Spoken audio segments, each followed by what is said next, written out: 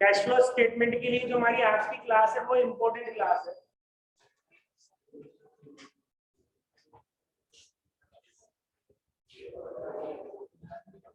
तुमने टेस्ट दिया था तो लोग टेस्ट, अगर अगले संडे टेस्ट नहीं देंगे, अरे मंडे से क्लास अलाउड नहीं है, मंडे से क्लास में अलाउड नहीं है, ठीक है।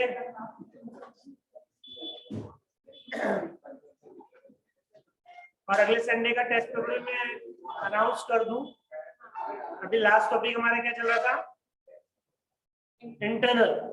तो इंटरनल का ही दोबारा लूंगा मैं, क्योंकि देने वाला एक ही बंदा है, राहुल। पेपर चेंज कर दूंगा नो डाउट में, तो इंटरनल का ही देना। राहुल ने दिया था और किसने दिया? चलो अच्छा, टाइम वेस्ट नहीं करें प्लीज, टाइम वेस्ट नहीं करें, टाइम बहुत निकल गया क्योंकि आज ज्यादा टाइम दिया वैसे भी, ठीक है। तो समझ लीजिएगा इधर जो हम पढ़ रहे हैं।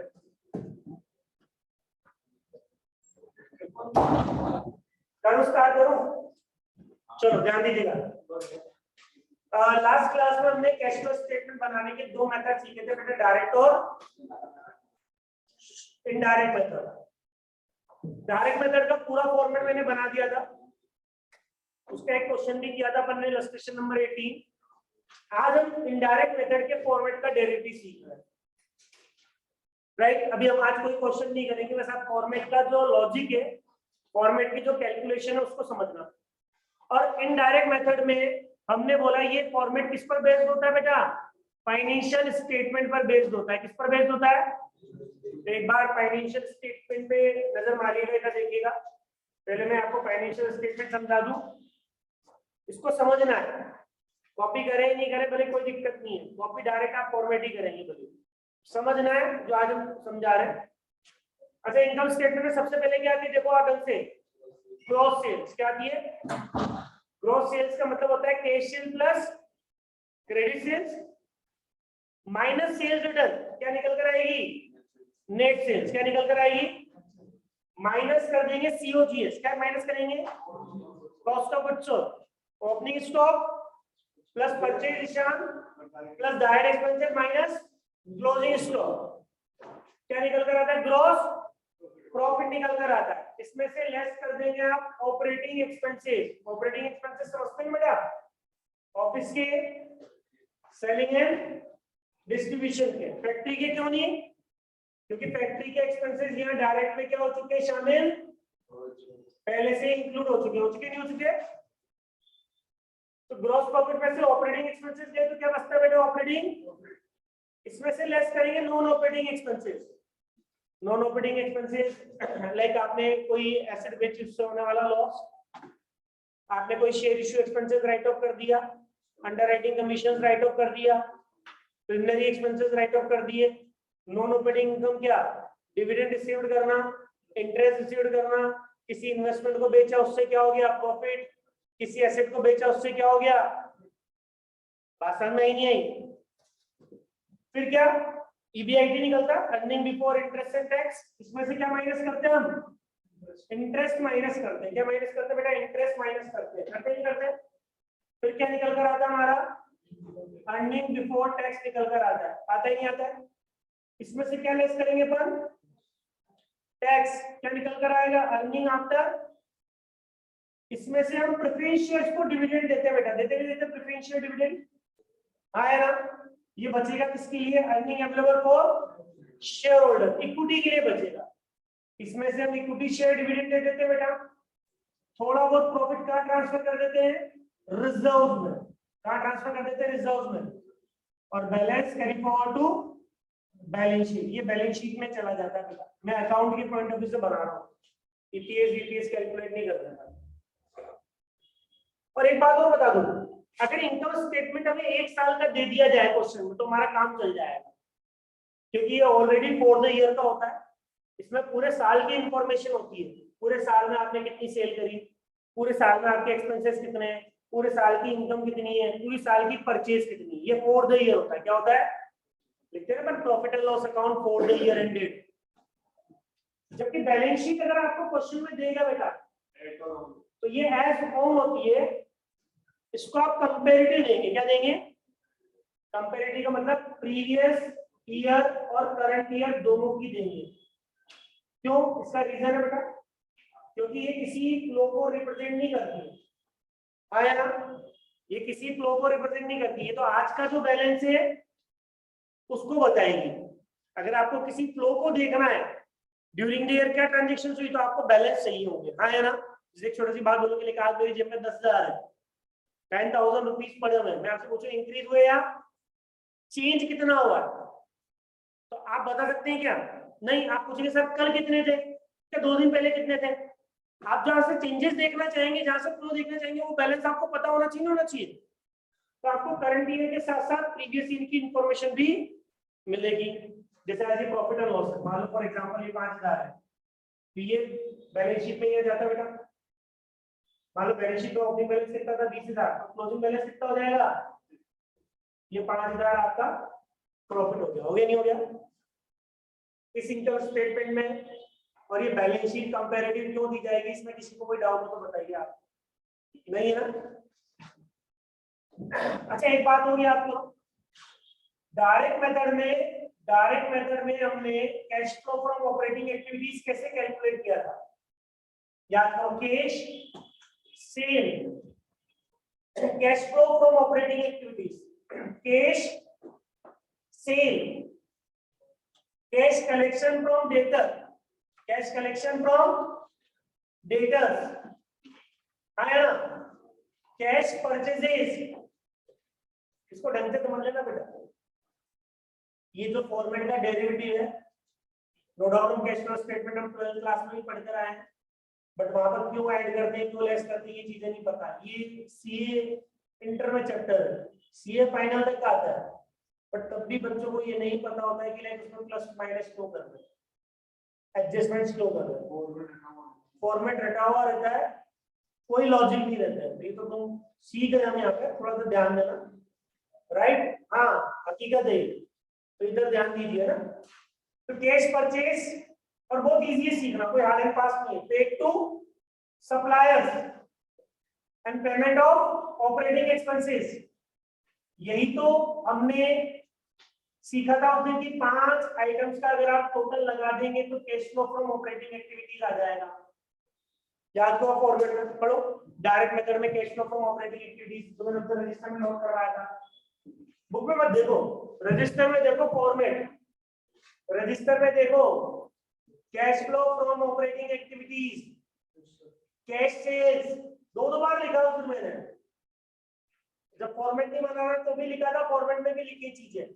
Cash collection from debtors, payment to suppliers and payment of operating expense, और हमने एक बार भी नहीं लिखा। क्यों नहीं आया था? तो सैटरडे क्लास में तो नहीं, तो भैया ये अपनी जिम्मेदारी होनी चाहिए कि सर आपको सैटरडे के क्लास भेज दो, या किसी से लेकर कि भाई हमने क्या पढ़ाया क्लास में। अब सैटरडे को नहीं आए तो आज भी दिक्कत आएगी, और फिर आज दिक्कत आएगी तो पूरे चैप्टर में दिक्कत आएगी। आज पढ़ लेना, सैटरडे वाली क्लास भेज दूंगा, देख लेना। चलो राइट, तो cash sales, cash collection from debtor, cash purchases, payment to supplier and payment of operating expenses. और नहीं भी तो भी समझने की कोशिश करना, आएगा, ऐसा कोई दिक्कत नहीं, नहीं आएगी दिक्कत। तो ये 5 आइटम का टोटल क्या कहलाता है? Cash flow from operating activities कहलाता है। क्लियर? इसमें कोई डाउट किसी को? चलो अब मैं आपको एक बात और बता दूं, डायरेक्ट मेथड और इनडायरेक्ट मेथड। डायरेक्ट मेथड का फॉर्मेट मैंने बनाया था बेटा पूरा, तो डायरेक्ट और इनडायरेक्ट में फॉर्मेट किसका चेंज है? सिर्फ ऑपरेटिंग का चेंज है। इन्वेस्टिंग और फाइनेंसिंग का फॉर्मेट क्या है? सेम है। तो आपको सिर्फ ऑपरेटिंग एक्टिविटीज के पार्ट पर ही क्या करना है? कंसंट्रेट करना है। मतलब वो जो निकाला था ना आखिर में अपन ने, net cash from operating activities, उससे पहले एक लाइन लिखी थी कैश जनरेटेड, क्या लिखा था?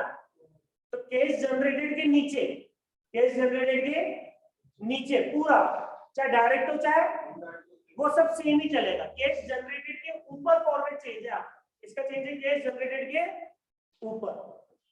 तो स्टार्ट करूं फॉर्मेट को समझाना, इसमें कोई दिक्कत हो तो बताइए आप। ये इनकम स्टेटमेंट अपन बचपन से पढ़ते हुए हैं, कई बार हमने बनाया है। बैलेंस शीट कंपैरेटिव देगा, ये भी समझ में आ रही है बात। और ये 5 आइटम मैंने उस दिन समझाया था कि इनका टोटल क्या कहलाएगा। हाँ राइट, चले स्टार्ट करें। क्या सीखे हम बोलो? Indirect method, cash flow from operating activities के फॉर्मेट का डेरिवेटिव, मतलब उसका फॉर्मूला क्या है, फॉर्मेट कुल मिलाकर ही बोलूं मैं। चलो स्टार्ट कर रहे हैं। अच्छा सुनना, मान लो हमारे बिजनेस में हम कोई भी स्टॉक का लेवल मेंटेन करके नहीं चलते, स्टॉक जीरो, खरीदा बेचा खरीदा बेचा, कोई स्टॉक का लेवल नहीं है। हमारे बिजनेस में कोई डेटर भी नहीं होती। डेटर मतलब उधार में माल नहीं बेचते, सारा माल नगद में बिकता है। डेटर नहीं होते प्रशांत, तो बीआर भी नहीं होगा, डेटर्स और बीआर भी नहीं होगा बेटा। हमारे बिजनेस में कोई क्रेडिटर्स नहीं रखते, कोई आउटस्टैंडिंग नहीं, माल खरीदा पेमेंट आतो आती, कोई बिल्स पेबल भी नहीं होता, बिक्री भी नहीं होती, कोई एक्सपेंसेस आउटस्टैंडिंग नहीं होते, कोई भी खर्चे आउटस्टैंडिंग नहीं होते बेटा। जो खर्चे होते टाइम टू टाइम पेमेंट करते जाते हैं, बैलेंस शीट में कोई आउटस्टैंडिंग एक्सपेंसेस नहीं दिखाते, रखते ही नहीं बाकी, तो किसी को एडवांस भी नहीं देते, किसी को एडवांस भी नहीं देते, कोई मांगेगा नहीं देंगे एडवांस। हमारे बिजनेस में ये सारी चीजें क्या है, ये सारी चीजें क्या है, जीरो, थोड़ी देर के लिए जीरो मान लो। तो एक बात बताओ, कैश सेल में से अगर मैं कैश परचेज लेस कर दूंगा, क्या लेस कर दूंगा, तो मेरा कौन सा प्रॉफिट आएगा इसमें से? कैश सेल्स में से कैश परचेज माइनस कर रहा हूं मैं भी। मेरे पास 3 प्रॉफिट है यहाँ पे भी, समझ लो, जैसे ग्रॉस प्रॉफिट है, ऑपरेटिंग प्रॉफिट है, ये नेट प्रॉफिट है, इसको नेट प्रॉफिट भी बोलते हैं। अभी मान लो 3 प्रॉफिट है, वैसे तो सारे आगे प्रॉफिट ही है, बट ये 3 प्रॉफिट होते हैं normally, gross profit, operating profit और, तो बताओ इसमें से कौन सा प्रॉफिट निकल कर आएगा? ग्रॉस प्रॉफिट निकल कर आएगा, नहीं आएगा? कैसे, सुनना जब, cash sale plus credit sale equal to gross sale, credit sale equal to zero, तो gross sale equal to cash sales. Cash sale किसके बराबर होगी? सेल्स रिटर्न है ही नहीं, ओपनिंग स्टॉक क्लोजिंग स्टॉक है ही नहीं, ये नेट परचेज किसके बराबर है? कैश परचेज के बराबर है, टोटल परचेज के बराबर, तो परचेज किसके बराबर होगी? सीओजीएस के। तो सेल्स में से सीओजीएस गया तो क्या बचेगा? तो कैश सेल में से कैश परचेज माइनस कर देंगे तो ग्रॉस प्रॉफिट बचेगा नहीं बचेगा? और इसमें से लेस कर दूंगा operating expenses paid, operating expenses paid, factory के खर्चे, सेलिंग एंड डिस्ट्रीब्यूशन के खर्चे और ऑफिस के खर्चे जो चुकाए हैं, और जितने हैं उतने ही चुका दिए, कोई भी आउटस्टैंडिंग प्रीपेड, तो कौन सा प्रॉफिट बचेगा आप बताना। नेट तक नहीं पहुंचेंगे, नेट तक तो अभी ऑपरेटिंग खर्चे लेस किए बेटा, बताइए ऑपरेटिंग प्रॉफिट तक पहुंचेंगे हम। ओके आए ना? अगर ये सब चीजें नहीं है तो कैश सेल्स में से कैश परचेज माइनस करेंगे तो ग्रॉस प्रॉफिट आएगा, और इसमें से ऑपरेटिंग एक्सपेंसेस पेड माइनस कर दिए, क्या कर दिए, तो क्या जाएगा ऑपरेटिंग। मैं आपको बता दूं, इसमें और इसमें एक ही चीज का फर्क है, यहाँ खर्चे हम इनकम स्टेटमेंट में सारे दिखाते हैं, चाहे चुकाए हो चाहे रिलेटेड टू द पीरियड, तभी तो आउटस्टैंडिंग क्रिएट होता है।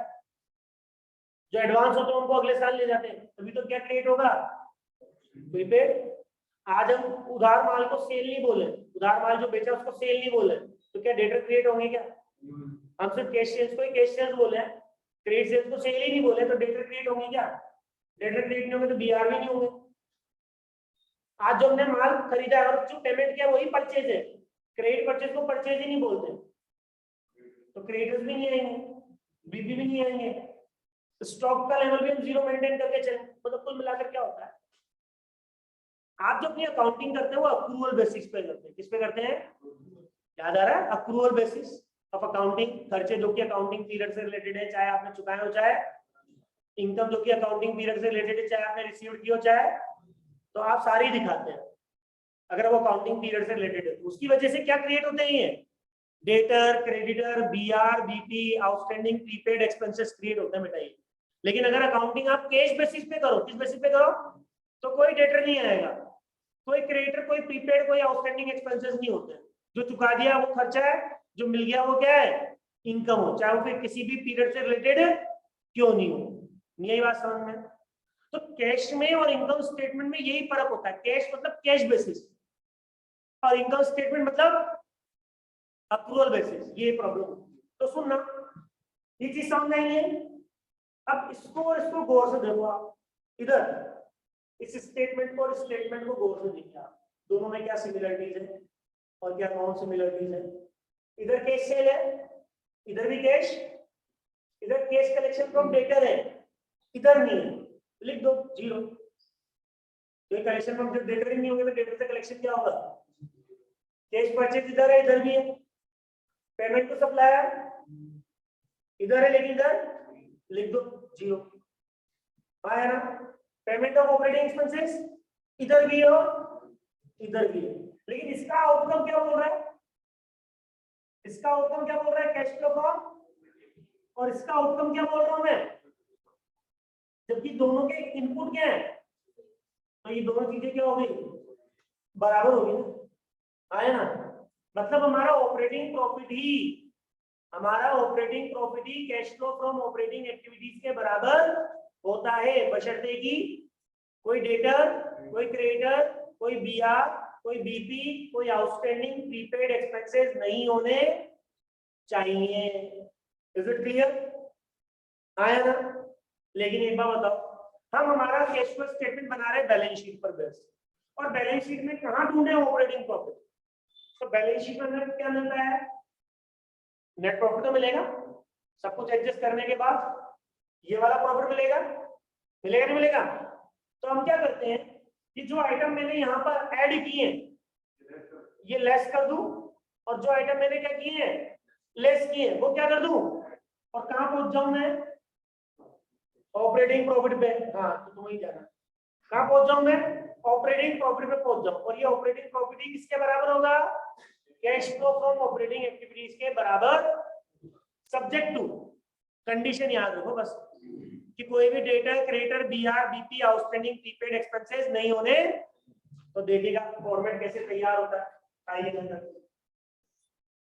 एक बार ये कैश फ्लो स्टेटमेंट कौन सा फॉर्मेट है, ये बोलो, इनडायरेक्ट मेथड, और सिर्फ किसका पार्ट बना रहे हैं बेटा, a cash flow from operating activities. मैं इन्वेस्टिंग और फाइनेंसिंग की समझा रहा हूं आपको, वो एज इट इज है, प्रेजेंटेशन एज इट इज है। तो इसका स्टार्टिंग पॉइंट क्या होगा बोलो, net profit during the year, net profit during the year. अभी मैं फॉर्मेट समझा रहा हूं, फिर अकाउंटिंग स्टैंडर्ड क्या बोलेगा वो बाद में देखेंगे, पहले आप कैलकुलेशन समझ लीजिए। तो ये ट्रांसफर टू रिजर्व क्या होना चाहिए, ऐड होना चाहिए, लेस होना चाहिए, ऐड होना चाहिए। तो वापस ऐड कर दूं, ऐड ट्रांसफर टू रिजर्व, ये मैंने जोड़ दिया बेटा, आया ना। फिर क्या ऐड करूं बोलो, फिर क्या ऐड करूं, इक्विटी शेयर डिविडेंड, जो भी आपने प्रपोज किया है इस साल प्रॉफिट एंड लॉस में लेके गए हैं, वो वापस क्या कर दूंगा मैं, ऐड कर दूंगा, ये प्रपोज इक्विटी शेयर डिविडेंड बेटा, आया ना। ऐड होगा लेस होगा बोलो, चलिए इसके बाद क्या चुनना चाहिए, प्रपोज्ड प्रेफरेंशियल डिविडेंड, चुनना चाहिए नहीं चुनना चाहिए, जो भी आप इस साल प्रॉफिट एंड लॉस में लेके गए। और देखो बेटा cash flow from operating activities में एक भी आइटम अभी कैश नहीं दिखाऊंगा, ये सारे खर्चे या इनकम है, जरूरी नहीं कि पैसा गया ही और आया ही हो, क्योंकि ये इनडायरेक्ट मेथड है, राइट। हम कंफ्यूज क्यों हो जाते हैं, हम क्या बोलते हैं cash flow from operating activities, और हम सबको कैश आइटम मान लेते हैं, जबकि इसमें से एक भी आइटम कैश नहीं है। ये सारे एडजस्टमेंट्स है, क्या ये भी एडजस्टमेंट भी क्या बोलते हैं, सुनना ध्यान देना, मैं इसको दोबारा यहाँ पे रख कर रहा हूँ। ये a part cash flow from,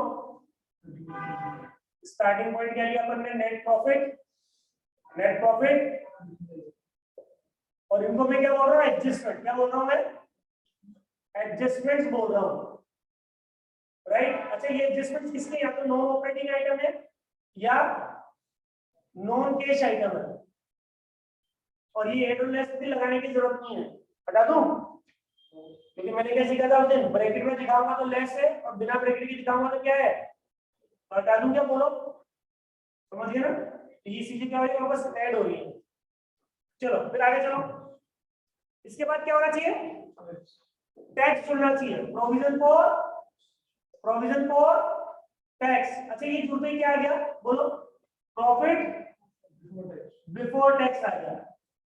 अब आपका अकाउंटिंग स्टैंडर्ड पता है क्या कहता है कि जो आप cash flow from operating activities बनाओगे उसका स्टार्टिंग पॉइंट ये होना चाहिए, net profit before tax. But हमारी किताब में कोई अकाउंटिंग स्टैंडर्ड वगैरह फॉलो नहीं किया गया, हम तो डायरेक्ट इस नेट प्रॉफिट से स्टार्ट करेंगे। इससे स्टार्ट करेंगे नेट प्रॉफिट से। लेकिन मान लो कि गलती से कोई एक आध क्वेश्चन आ भी जाए तो वो नेट प्रॉफिट बिफोर टैक्स से स्टार्ट करेगा, कोई दिक्कत नहीं है। हमें हमारा फॉर्मूला पता होना चाहिए। हम तो क्या करेंगे, हम तो क्या करेंगे, यहाँ से ना यहाँ से लिखना स्टार्ट करेंगे और ये आइटम जो मतलब अब क्या करना होता है जब अकाउंटिंग स्टैंडर्ड ये बोलेगा प्लीज कि आपको नेट प्रॉफिट बिफोर टैक्स से स्टार्ट करना है, तो ये सारी कैलकुलेशन कहाँ जाएगी, वर्किंग नोट में जाएगी। करना तो है ना, आप अलग से जोड़कर यहाँ लिखो या यही जोड़ दो, पर अकाउंटिंग स्टैंडर्ड क्या बोलता है अलग से जोड़ के लिखो। यहाँ starting point net profit before tax होना चाहिए, क्या होना चाहिए, समझे। अच्छा इसके ऊपर आओ आप, इंटरेस्ट। तो इंटरेस्ट क्या होगा बोलो, इंटरेस्ट का एक्सपेंसेस क्या होगा बोलो, ऐड होगा। अब जरूर है कि जितना खर्चा आपने प्रॉफिट एंड लॉस में चुकाया उतना ही मतलब दिखाया उतना ही आपने पेमेंट किया हो। जितना खर्चा आपने प्रॉफिट एंड लॉस में दिखाया हो क्या उतना ही पेमेंट किया है क्या। यहाँ तो वो जुड़ेगा जो कि आपने प्रॉफिट एंड लॉस में दिखाया है और तो जोड़ रहे हैं, जबकि इंटरेस्ट से तो पैसा आएगा ही जाएगा, इंटरेस्ट के खर्चे से पैसा आएगा ही जाएगा। यहाँ हम क्या कर रहे हैं, ऐड कर रहे हैं। तो ऐड करने का रीजन ये नहीं कि पैसा आ रहा है, ऐड करने का सीधा सा लॉजिक है हमको कहाँ पहुंचना है, ऑपरेटिंग प्रॉफिट पे पहुंचना है। और ऑपरेटिंग प्रॉफिट ही हमारा क्या है, कैश फ्लो फ्रॉम। चलो इसके बाद क्या करना है, इंटरेस्ट एक्सपेंसेस के बाद क्या करना है बताओ आप, नॉन ऑपरेटिंग एक्सपेंस और इनकम। पहले एक्सपेंस दिखा दूंगा, नॉन ऑपरेटिंग एक्सपेंसेस मैं इसकी भी लिस्ट बना दूं, नॉन ऑपरेटिंग एक्सपेंसेस की लिस्ट भी बनाई दूं। नॉन ऑपरेटिंग एक्सपेंसेस में क्या क्या आ सकता है,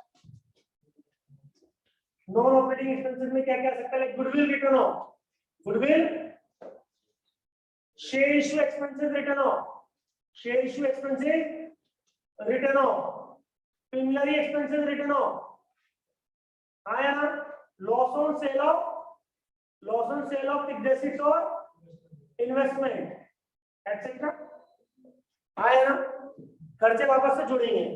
और नॉन ऑपरेटिंग इनकम क्या हो जाएगी बोलो, नॉन ऑपरेटिंग इनकम क्या हो जाएगी, माइनस हो जाएगी।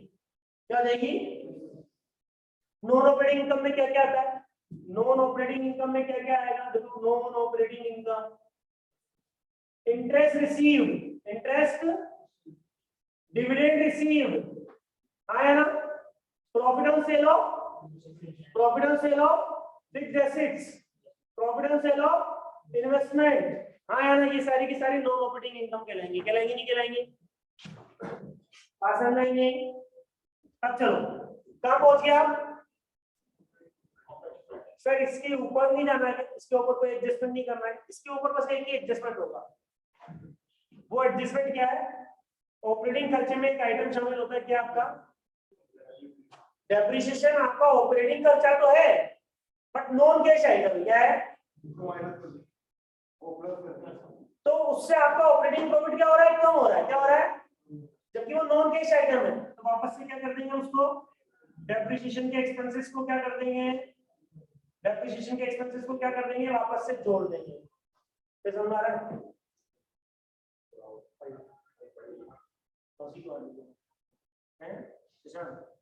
समझने की कोशिश करो।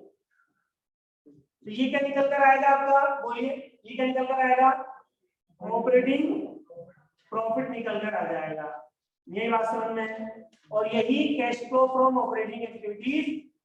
लेकिन वो कब, जब ये सारे आइटम, लेकिन ये सारे आइटम होंगे नहीं होंगे, क्या बिजनेस बिना debtor creditor BR BP outstanding prepaid expenses के चल सकता है क्या, आपकी अकाउंटिंग तो अल्टीमेटली अक्रूवल बेसिस पर ही हो रही है, हाँ या ना। तो इनको कैसे एडजस्ट करें, तो पहले तो क्या करना है, इसका नाम चेंज करना है ऑपरेटिंग प्रॉफिट का, ऑपरेटिंग प्रॉफिट का नाम चेंज करके लिखेंगे operating profit before changes in working capital, working capital में चेंजेस से पहले का प्रॉफिट। अब बहुत सिंपल से एडजस्टमेंट अब देखना ध्यान देना, इधर एक छोटा सा एडजस्टमेंट करके बता रहा हूं आपको। ये मान लो बैलेंस शीट में हमारे डेटर्स थे, देखना इफेक्ट देखना कैसे। डेटर्स ओपनिंग बैलेंस कितना है डेटर का 20,000, आपने माल बेचा सेल्स 50,000 का, आपका कैश कलेक्शन का कितने का 40,000 का, तो क्लोजिंग बैलेंस कितना बचा बताना 30,000। और ये डेटर यहाँ नजर आ रहा होगा आपको बैलेंस शीट में, आया ना कितने 20 और 30 ओपनिंग डेटर क्लोजिंग डेटर बेटा। अब बस मेरे एक छोटे से क्वेश्चन का आंसर देना, आपके इसमें से कैश फ्लो स्टेटमेंट में कौन सा अमाउंट जाना चाहिए इन चारों में से, इन चारों में से कैश फ्लो स्टेटमेंट में कौन सा अमाउंट देना चाहिए, मैं वापस बता दूं चारों अमाउंट क्या है, डेटर का ओपनिंग बैलेंस और ये माल उधार बेचा सेल, और ये डेटर से पैसा कलेक्ट किया कैश कलेक्शन 40,000। Very good. आपके इनकम स्टेटमेंट में कौन सा अमाउंट इंक्लूड है बताइए, सेल इंक्लूड है। इस प्रॉफिट में कौन सा आइटम इंक्लूड होगा, ये प्रॉफिट यही से तो आया ही है, और प्रॉफिट यहां से आया, इसमें क्या जुड़ी हुई है सेल, मतलब आपके इनकम स्टेटमेंट में 50,000 जुड़े हुए, जबकि कैश फ्लो स्टेटमेंट में कितना जाना चाहिए, लेकिन ना तो प्रॉफिट में मुझे सेल नजर आ रही है, आ रही है क्या, मुझे तो बस एक बात पता है कि मेरी बैलेंस शीट में डेटर का चेंजेस कितना है 10,000 है कि नहीं है, तो मैं उस 10,000 के चेंजेस को यहाँ प्लस करूं या माइनस करूं, जिससे वो सेल, जिससे वो उधार बिक्री क्रेडिट सेल्स किसमें कन्वर्ट हो जाएगी, कैश कलेक्शन में कन्वर्ट हो जाएगी, 50,000 40,000 में कन्वर्ट हो जाएगी। तो अगर आपके डेटर इंक्रीज हो रहे हैं, क्या हो रहे हैं, देखो मैंने क्या नाम रखा operating profit before working capital changes, तो वर्किंग कैपिटल के चेंजेस के इंपैक्ट देना है, तो डेटर अगर चेंज हो रहा है, डेटर अगर इंक्रीज हो रहा है, क्या हो रहा है, तो क्या करेंगे प्लस करेंगे माइनस करेंगे, तो क्या फॉर्मूला बना है यहाँ पे, इंक्रीजिंग करंट एसेट्स, तो फिर डिक्रीजिंग करंट एसेट क्या होना चाहिए, फिर इंक्रीजिंग करंट लायबिलिटी क्या होना चाहिए, ऐड, डिक्रीजिंग करंट लायबिलिटी क्या होना चाहिए, लेस होना चाहिए, हाँ या ना, और कहां पहुंच जाओगे आप, cash generated from operating activities, right, आया ना। एक और इम्पैक्ट समझाओ, एक और एग्जांपल दो ऐसा, जैसे सुनने से ध्यान देना। आज हमारी बैलेंस शीट में क्रेडिटर्स नजर आ रहे हैं, सुनना ध्यान से, क्रेडिटर्स का बैलेंस है 20,000, क्लोजिंग बैलेंस है 60,000 का, परचेज करी आपने 80,000 की, तो कितना पेमेंट किया होगा निकालना,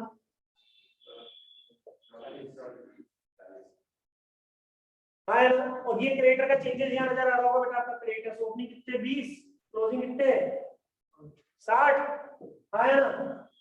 अब इसमें से वही बात कि आपके इनकम स्टेटमेंट में कौन सा अमाउंट गया होगा 80,000 की परचेज, इनकम स्टेटमेंट में 80,000 की परचेज गई होगी, जबकि कैश फ्लो स्टेटमेंट में कितना अमाउंट जाना चाहिए 40,000 माइनस होना चाहिए, आज ये 80,000 माइनस हो रही होगी, जबकि कैश फ्लो स्टेटमेंट में क्या माइनस होना चाहिए।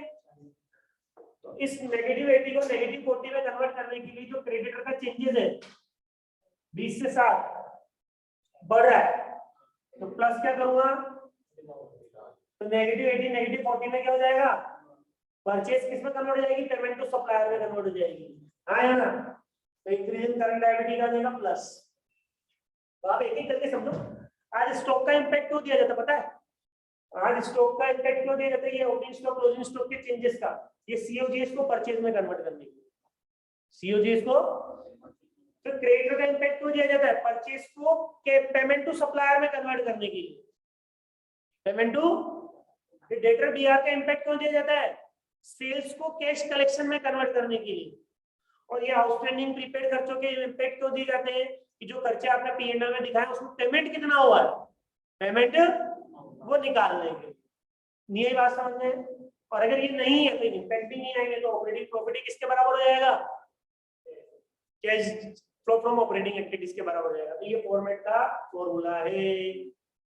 अब ये इंफॉर्मेशन कैसे आएगी वो बात की बात है, पहले हमें फॉर्मेट तो समझ में आना चाहिए। इसमें एक भी आइटम बेटा कैश आइटम नहीं है, तो पता है हम क्लास 12th में या हमने इनके इंपैक्ट देना कैसे सीखे, आज हमको सिखाया जाता था कि जैसे स्टॉक बढ़ रहा है, क्या बढ़ रहा है, स्टॉक बढ़ रहा है, इसका मतलब क्या हो रहा है, पैसा जा रहा है, तो माइनस कर दो। तो स्टॉक बढ़ रहा है उसको हम माइनस इसलिए नहीं करते कि पैसा जा रहा है, स्टॉक बढ़ रहा है उसको इम्पैक्ट इसलिए दिया जाता है कि आपको आपकी कॉस्ट ऑफ गुड्स सोल्ड को किस में कन्वर्ट करना है, परचेज में, कि आपने माल कितना खरीदा है। फिर परचेज को किस में कन्वर्ट करना है, पेमेंट टू सप्लायर में, कैश परचेज में। बात समझ में आई है? इसलिए हम क्रेडिटर और बीपी का इम्पैक्ट देंगे। कोई दिक्कत? तो ये फॉर्मेट है, ये हमें मेनली बनाना है, ये प्रिपेयर करना है। तो मैं एक बार वापस से रिपीट कर दूं आपको फॉर्मेट में क्या लिखना है। चलो स्टार्ट करो, सब लिखो, स्टार्ट करना। सिर्फ इनडायरेक्ट मेथड और ऑपरेटिंग एक्टिविटीज। कौन सा मेथड? इनडायरेक्ट मेथड और ऑपरेटिंग एक्टिविटीज लिखना स्टार्ट करो। Cash flow from operating activities, cash flow from operating activities, indirect method, indirect method, cash flow from operating activities indirect method. ठीक है बेटा? Starting point क्या होगा? Net profit during the year. और ये कैसे पता लगता है बेटा? बैलेंस शीट में प्रॉफिट एंड लॉस अकाउंट के चेंजेस से बढ़ रहा है या घट रहा है बंधन। बात समझ में आई? फिर क्या दिखाने? एडजस्टमेंट्स। क्या दिखाने? एडजस्टमेंट्स के आगे लिखना नॉन ऑपरेटिंग और नॉन कैश। नॉन ऑपरेटिंग और एक्सपेंडिचर होंगे तो वापस से जुड़ जाएंगे, लॉसेस होंगे तो, और इनकम होंगे तो वापस से क्या हो जाएंगे। मैं नॉन ऑपरेटिंग और नॉन कैश को लिख रहा हूँ क्योंकि मुझे ऑपरेटिंग और कैश चाहिए। तो नॉन ऑपरेटिंग और नॉन कैश को वापस से क्या करना है? ऑपरेटिंग के नीचे सारे नॉन ऑपरेटिंग आइटम में वापस से एडजस्ट करना है। क्या करना है? सबसे पहला आइटम है, लिखो ट्रांसफर टू रिजर्व। तो बिना ब्रैकेट के लिखना है, इसका मतलब add. Transfer to reserve, add. अब आप ऐड लिख दो, चाहे बिना ऐड लिखे, वो समझ। फिर propose equity share dividend. Propose equity share, अगर आपने डिविडेंड का कोई भी आइटम इस साल प्रॉफिट एंड लॉस में डेबिट किया है तो उसको वापस से क्या करना है? ऐड करना है। Proposed preferential dividend, proposed preferential dividend, वापस से क्या करना है? ये ऐड करना है। प्रपोज्ड प्रेफरेंशियल डिविडेंड के बाद है provision for tax, provision for tax, वापस से क्या करना है? आपको ऐड करना है। ये बात समझ में? हालांकि बीच में मैंने एडिंग डाली है, आप डालो तो ठीक है, नहीं डालो तो ठीक है, तो भी चलेगा। अभी लिख दीजिए नेट प्रॉफिट बिफोर टैक्स आ जाएगा। ये क्या जाएगा? नेट प्रॉफिट बिफोर, इन सबका total net profit before tax आ जाएगा बेटा। आएगा नहीं आएगा? फिर इसमें आपको क्या जोड़ना है? इंटरेस्ट का खर्चा, interest expense, interest expense.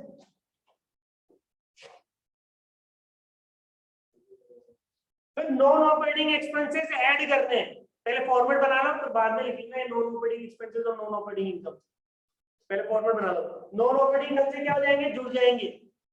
Non operating income क्या हो जाएगी? माइनस। क्या हो जाएगी? नॉन ऑपरेटिंग इनकम माइनस हो जाएगी। ब्रैकेट में लिख दो उसको, किसमें लिख दो? ब्रैकेट में। ये बात समझ में? डेप्रिसिएशन का खर्चा क्या हो जाएगा? ऐड। जिस साल आपने डेप्रिसिएशन P&L में गया है, समझे?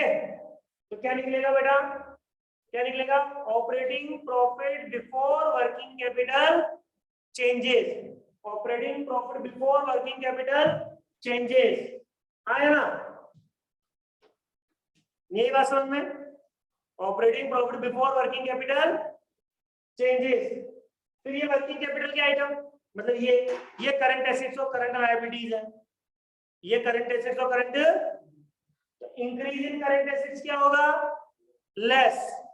अगर करंट एसेट्स बढ़ रही है, डेटर बढ़ रहे हैं, स्टॉक बढ़ रहे हैं, बीआर बढ़ रहा है, प्रीपेड एक्सपेंसेस बढ़ रहे हैं, तो उनका चेंजेस क्या होगा? माइनस। क्या होगा? Increase in current asset less decrease in current asset, add. Decrease in current asset, add. Increase in current liabilities, add. Decrease in current liabilities, less. आप इसको न्यू भी समझ सकते हैं, करंट एसेट के अपोजिट। करंट एसेट के, करंट एसेट बढ़ रही है तो माइनस, घट रही है तो प्लस, बट करंट लायबिलिटी के as it is. Current liability अगर बढ़ रही है तो प्लस, करंट लायबिलिटी अगर घट रही है तो minus. Cash generated from operating activities, ये बात समझ में? फिर इसके नीचे क्या दिखाएंगे बेटा?